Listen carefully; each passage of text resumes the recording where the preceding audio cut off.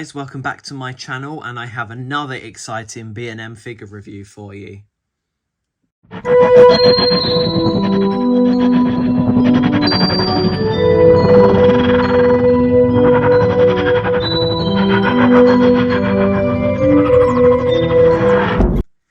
So yeah, welcome back to my channel. I am very excited to share with you all the 10th Doctor collector's figure set. This is from the September B&M wave and is out in stores right now, so do go and buy if you are interested in this lovely set. So anyway, here we have it. This is the front of the packaging, the same as all of the standards. It's the 10th Doctor's collector set, 5.5 inch / 14 centimeter scale collector series from character. It's ages 5+, and it has a picture of the TARDIS on the side. And yeah, it's a good looking set so far. I'm very excited to open it and see what the figures are like on the inside. But first of all, let's take a look at the back of the packaging. So here's the back of the packaging. I'm not going to read the entire thing. But you can pause it and read it if you'd like. But one thing I would like to point out is that on the last paragraph, it says, in this set, we have a figure of the 10th Doctor in his third variant of outfit and wearing his long duster style overcoat. This figure has ball jointed shoulders not released before. We also have the same outfit, but minus the overcoat, giving the 10th Doctor his other standard look from the Smith & Jones 2007.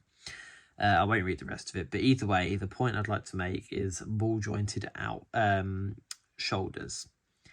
So there should have been ball jointed shoulders, and behind the scenes, for whatever reason, they have not done it.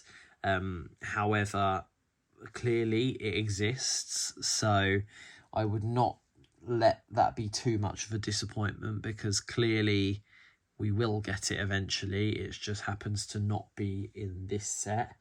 But yeah, either way, they're great figures, so I definitely recommend getting them.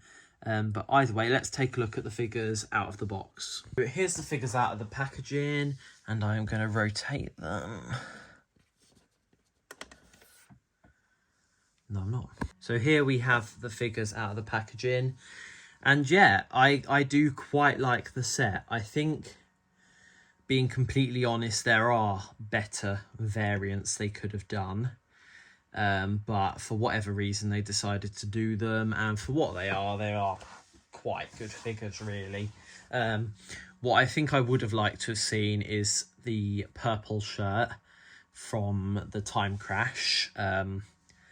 It's one of my favourite Tennant outfits, and I just think it's such a shame that the only one we have had it in is that Time Crash set, which is so expensive to get. So it would have been nice to have got that rather than the same costume from the same episode, just one with a coat and one without, and then the Raggedy Doctor with the Tennant head on, which is an outfit we've actually never seen him wear. Which sounds a bit, yeah, but I don't know. They're good. It's a good set, but I think it could have been better, if I'm completely honest. I mean, I'll take a look at each one individually and explain my reasonings. So starting off with the long coat 10th Doctor. And yeah, it's nice. The coat colour has been improved. It's the same colour coat that was on the 13 Doctors set version of the 10th Doctor in his outfit from the Shakespeare's Code. So it's a nicer tweaked colour. It's got the buttons painted. And yeah, it's a lovely, vibrant suit. And I am going to put in, next to him, a standard brown suit 10 from back in the day, just so you get an idea of the difference. And as you can see, the suit is a lot brighter, and the coat is a lot more of a realistic colour. And yeah, it is good, I have to say. the other thing to point out is that unfortunately the new one does not have the pinstripes, which is a bit of a shame, but I imagine that's probably budget, and also that actually when you do look at a lot of the scenes shot in Tennant's bright suit, you can't really see the pinstripes in them. And I do believe that Al also said in an interview recently that putting the pinstripes on a figure really does change the colour of it. So that probably is another reason why they didn't do that.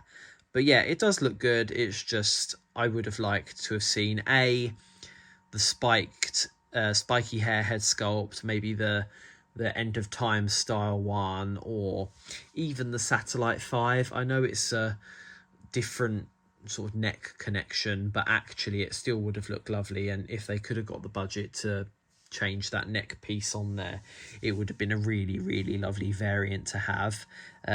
And then obviously the one thing that kind of just put a downer on the set is the fact that it doesn't have the ball joint on it, which I can show you all what that would have looked like, because right here I have one of the prototype 10th Doctors from eBay that was sold a little while ago, so you can see what that ball jointed sculpt looks like. And yeah, it would have been really nice, but it wasn't done, and that's a shame, and there's nothing that can be done about it really. It's still a lovely variant all the same. So yeah, that's that one. Now let's take a look at the one without the coat. So here is the 10th Doctor in blue suit without coat from the wedding of Sarah Jane Smith. And yeah, again, a lovely variant. Bright suit. It does look nice. The trainers are clean on this one, whereas on the other one, you can see that they were very, very dirty. And yeah, I am going to now put in the blue suit standard one next to him, and again it is a very big difference, in a good way. It does look more authentic to the colour of the 10th Doctor's blue suits, and it does stand out. It looks bright and it does look very aesthetically pleasing. Again, I just wish they would have done the purple shirt as well, and made it the Silence of the Library variant, because I think that one would have been a lot more desired than an outfit he wore in a Sarah Jane Adventures episode once. All the same, it's all right. Let's take a look at the last figure in this set, which is a Raggedy style 10th Doctor. So here he is, and I have to be honest, this is my least favourite figure in the set. It's fine, it's nice, but there are a couple of errors and issues with it that I have, and it's kind of put me off it a bit. So already you can see it right here. They haven't included all of the pinstripes on his backside. Apparently this is a factory issue again, but it's just a shame because it has kind of ruined the aesthetic of the figure. One thing I will say is the shoes are quite nice with the dirtiness, and I like the weathering on the trousers and the shirt, and the random black splodges all over it. It adds to the dirty effect. But the paint job is very, very nice on it, and I do really like the head paint. It's supposed to be based off a comic, but interestingly I found out that actually the comic doesn't even feature that outfit. It's just on the cover, which is a shame, from a Titan comic, I think it is. But either way, it is a nice figure, and it's an addition to the collection, I suppose. One thing I will say actually is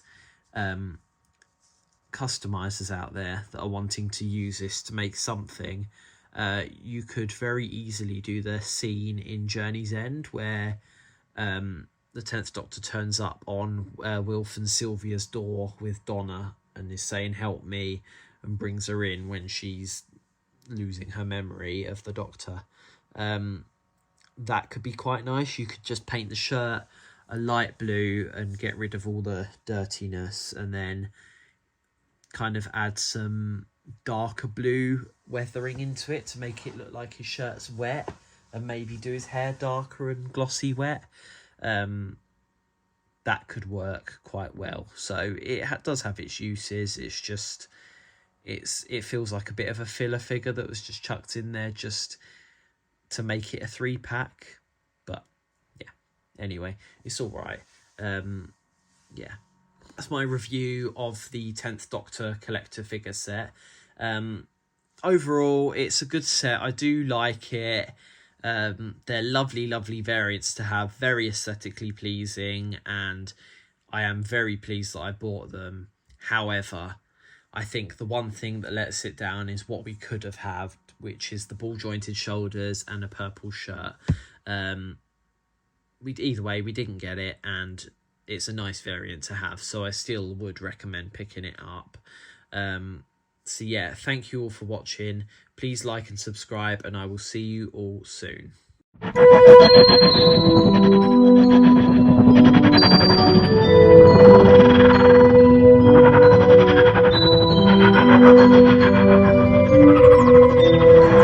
Hello, one last thing. In the editing process, I realised I've completely missed this out, so I did want to add it in.